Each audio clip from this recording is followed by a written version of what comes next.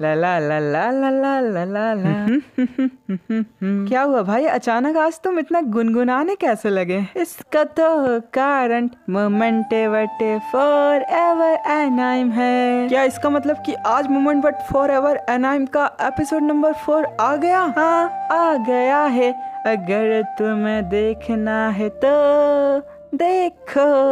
तो आज आ चुका है moment but for ever anime का एपिसोड नंबर 4। तो एपिसोड नंबर 4 के स्टार्टिंग से पहले क्यों ना पिछली वीडियो का रिकैप देख लिया जाए। जैसा कि पिछले एपिसोड में हमने देखा, लियान यांडू सिटी आकर हेवनली टावर को ढूंढ रही होती है। तभी एक स्काई विजन के साथ हान अपीयर हो जाती है, जिस पर डीमन लॉर्ड ने पूरी तरीके से कंट्रोल करके हान की मदद से वॉर घोस्ट क्लैन को एक स्टोन दे दिया। उस छोटे से क्रिस्टल में इतनी पावर थी कि वो डिवाइन हैंड की पावर्स को कंट्रोल कर सकता था और इसी कारण वॉर घोस्ट क्लैन के लोगों ने युआन पे अटैक कर दिया, जिसमें तो युआन बड़ी बुरी तरीके से घायल हो गया था। और फिर ये लोग वॉर घोस्ट क्लैन से बचते बचते एक ब्रिज पार कर रहे थे कि तभी वो ब्रिज टूट जाता है, जिसके कारण ये दोनों नीचे गिर गए थे। तो यहीं खत्म होता है एपिसोड नंबर 3 का रिकैप। तो यहीं से स्टार्ट होता है एपिसोड नंबर 4। एपिसोड नंबर 4 के स्टार्टिंग में दिखाया जाता है यह लोग ब्रिज टूटने के कारण नीचे गिर पड़े थे और वही नीचे छुटकू की नींद खुल जाती है, जो कि अपने पास लियान और युआन को नहीं देखता। इसीलिए छुटकू उन्हें ढूंढने लग जाता है, लेकिन वो क्या देखता है कि उसके आसपास तो सभी के सभी इविल्स हैं और इन इविल्स को देख के टियान काफी ज्यादा डर जाता है। फिर वो इविल्स धीरे धीरे टियांग के करीब आना शुरू कर देते हैं। छुटकू टियांग काफी तेज चिल्लाते हुए कह रहा था, अरे राक्षस मेरे से दूर हटो।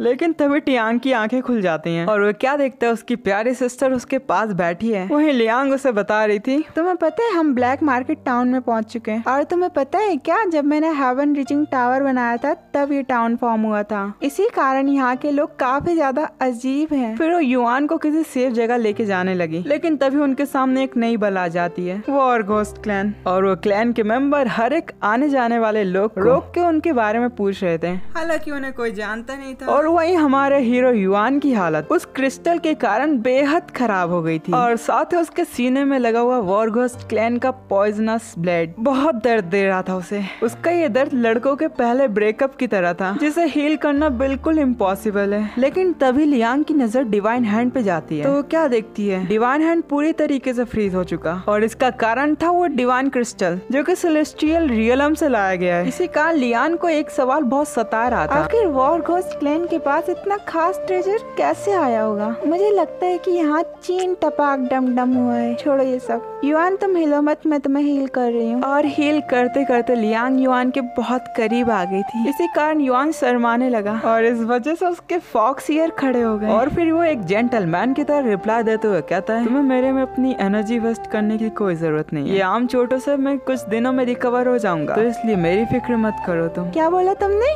कि मैं तुम्हारी फिक्र ना करूं? अच्छा जी, तुम क्या जानते हो छोटे डिवाइन क्रिस्टल के द्वारा मारी गई हैं। इसे तो कोई आम इमोर्टल बिल्कुल हील नहीं कर सकता। और तुम तो बहुत खुशनसीब हो जो कि इस इंजरी के बाद जिंदा हो, और तुम मुझसे कह रहे हो कि मेरी हेल्प मत करो। पागल हो क्या? इसलिए हाई प्रिस्ट में आपका ख्याल रखूंगी। इस पे हमारा गबरू युआन कहता है, तुम मुझे हाई प्रिस्ट मत कहा करो, तुम मुझे युआन जोंग कह के भी पुकार सकती हो। और फिर बाकी की बकवास करने के बाद उसे ध्यान में आता है कि वो घाव उसे कंज्यूम करेगा। ये ध्यान में आते वो लियान से बोल पड़ा, क्या एक बार और बताओ, ये जो तुम्हारा डिवाइन हैंड है ना, इस पे एक डिवाइन क्रिस्टल से अटैक किया गया है और इसी कारण ये पूरी तुम्हारी एनर्जी एब्जॉर्ब कर लेगा। मगर तुम बिल्कुल मत घबराना, मैं कुछ न कुछ करके तुम्हें जरूर बचा लूंगी। अले अले दीदी भागो यहाँ से भागो, यहाँ पे वॉर घोस्ट क्लैन के लोग आ रहे हैं। इसके बाद लियान और टियान युआन को लेकर किसी दूसरी जगह जा रहे थे। तभी छुटकू टियांग को युआन का ज्यादा बोझ लग रहा था, इसी कारण वो कहता है, ए तुम मुझे इतना दबाओ मत, मैं तो छोटा बच्चा हूँ, अगर तुम ऐसे दबाओगे तो मैं मर जाऊंगा। वहीं दूसरी तरफ डीमन लॉर्ड हान को बुरी तरह टॉर्चर कर रहा था और वो कह रहा था, तुम्हारी बहन भूषण तुम्हें ये हालत में देखती तो मुझे कितना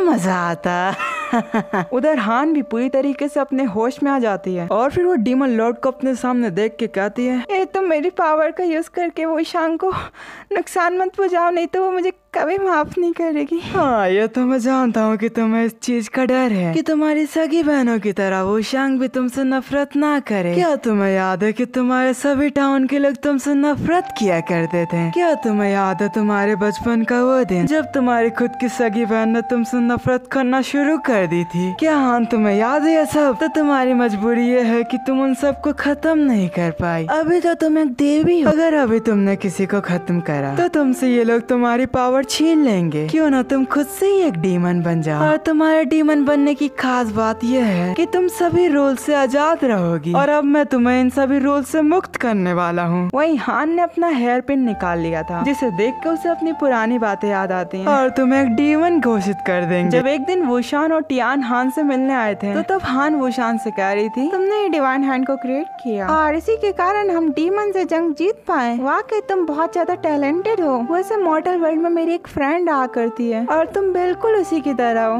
क्या तुम मेरी दोस्त बन सकती हो? क्योंकि गॉड बनने के बाद मेरे पास सब कुछ आ चुका है, बस कमी है तो एक सिर्फ अच्छे दोस्त की। हाँ बिल्कुल, अगर तुम्हें एतराज नहीं है तो मैं तुम्हारी दोस्त बन सकती हूँ। हाँ क्यों नहीं। ये लो तुम मेरी तरफ से अपनी दोस्ती का पहला तोहफा। ओ ये तो डिवाइन क्रिस्टल का बना है। ये तो बहुत ही रेयर माना जाता है। आखिर तुमने मेरे लिए इतनी कीमती चीज क्यों बनाई? देखो आज से हम दोनों बहन हैं और बहनें तो अपनी चीजें साथ में शेयर करती हैं, तो इसमें कैसा इनकार कर रही हो तुम? अगर तुमने इसे एक्सेप्ट करा तो मैं समझ जाऊंगी कि तुमने मुझे अपनी बहन के तौर पे एक्सेप्ट कर लिया। अब कहानी फिर से प्रेजेंट टाइम में आ जाती है। मैं वुशान को किसी भी कीमत पे हर्ट नहीं करूंगी। अब तुम्हारे पास कोई चॉइस नहीं। जिस दिन से मैंने तुम्हें कैप्चर करा उस दिन से तुम मेरे कंट्रोल में आ गई हो। अब मैं जो चाहूंगा वही तुम करोगी। ये कहीं मेरे हाथों से मेरी बहन को न मरवा दे। ना ना ना ना ना, तुम मेरी परमिशन के बिना मर भी नहीं सकती बेवकूफ लड़की। तो अभी मेरे काम किए इसलिए मैंने तुझे जिंदा रखा है, वरना मैं तेरा काम अभी के अभी तमाम कर देता। बस तू एक बार मुझे डिवाइन हैंड लेने में मदद कर, उसके बाद तो मैं तुझे तड़पा तड़पा के मारूंगा। मेरे अंदर अपनी पावर क्यों डाल रही हो? वहीं ह्यूमन वर्ल्ड में लियान युआन को लेकर एक लोहार के पास पहुंच गई थी, जो कि अपने बर्तन बनाने में काफी बिजी था। लेकिन जैसे उसकी नजर डिवाइन हैंड पे पड़ी तो उसके अंदर का जोश जाग गया और वो जाकर वो डिवाइन हैंड चेक करने लगा। और वो डिवाइन हैंड को चेक करते हुए कह रहा था, अरे वाह क्या नायाब चीज है, ये तो मैंने अपने 55 साल में भी नहीं देखी। ए टिंगू साइड हट यहाँ से। वह बंदे का इंटरेस्ट देख के लियान उससे कह रही थी, जनाब ये क्रिस्टल से बना हुआ आर्मर है, अगर तुम इसे निकाल पाए तो ये तुम्हारा होगा। क्या क्या सच्ची? कसम खा के तुम झूठ नहीं बोल रही हो। चलो मेरे से पिंकी पिंकी प्रॉमिस करो। ये फालतू बच्चे वाली चीजें मत करो तुम। मुझे सिर्फ ये बताओ कि तुम इसे निकाल सकते हो कि नहीं। अरे तुम रुको तो सही एक सेकंड, बस मैं 2 सेकंड में आता हूँ। ये देखो मेरा स्पेशल लिक्विड, इससे दुनिया की हर एक चीज पिघलाई जा सकती है। इसको तो तुम छोड़ो, बताओ यहाँ पर और किसी का चीज का यूज करके तुम इसको निकाल सकते हो कि नहीं। अरे वो छेनी हथौड़ा किसी काम का नहीं है, तुम यहाँ आओ। क्या कर रहे हो तुम? ओए पागल बोने, अब देखो मेरे एसिड का जादू। ये देख बोने तेरे एसिड का जादू, कुछ नहीं हुआ। तू तो बड़ी बड़ी डींगे मारा था और मेरा एसिड ये कर देगा, हुए क्या हुआ? अब बोल बोने।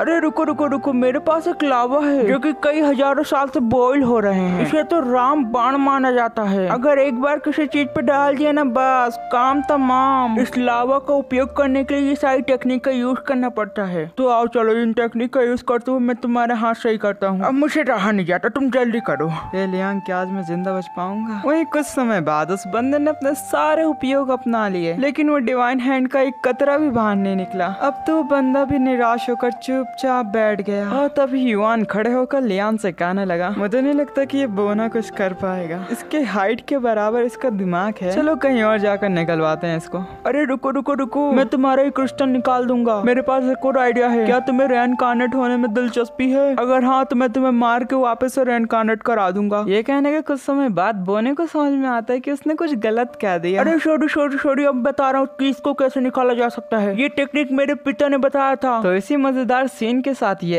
एपिसोड का पार्ट नंबर 1 होता है। एक्चुअली मैंने ज्यादा मजे के लिए ये एपिसोड को 2 पार्ट में डिवाइड किया है। तो अभी देखा आपने पहला पार्ट, नेक्स्ट पार्ट मिल जाएगा आपको कल तक। तो मजा आया? अगर हाँ तो ठोक दो यार लाइक। अगर नहीं आया तो कमेंट करो किस कारण नहीं आया, मैं उस चीज को सुधार दूंगा अगली वीडियो में। साथ ही आपने मेरा बहुत सपोर्ट, क्योंकि इसकी पिछली वीडियो डाले 3 दिन हो चुके हैं और उस पे आपने 8 व्यू कंप्लीट करा दिया।